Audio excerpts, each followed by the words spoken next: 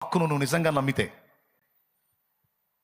నీకు దేవుడు నిర్ణయించినవి ఏవి కూడా దేవుడు నీకు తక్కువ చేయడు. న్యాయముగా నీవు కోరినవన్నీ నీకు దక్కేటట్టు చేస్తాడు.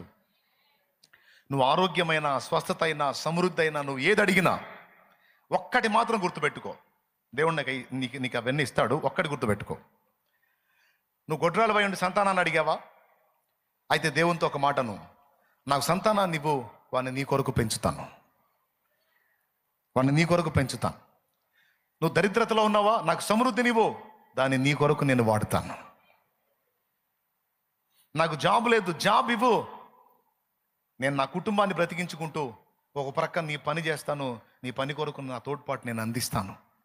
ముఖ్యంగా నీ పని కొరకు నేను ఇవ్వలేకపోతున్నానన్న చింత నాకుంది, నాకు ఇవ్వు ప్రభువా. కనీసం కానుక వేసే స్థితి కూడా నాకు లేదు, దయచేసి సహాయం చేయి. నీ పనికి అందరూ తోడ్పాటు అందిస్తుంటే నేను చేయలేకపోతున్నాను, నేను ఇవ్వాలి విస్తారంగా దేవా అన్ను అడుగు.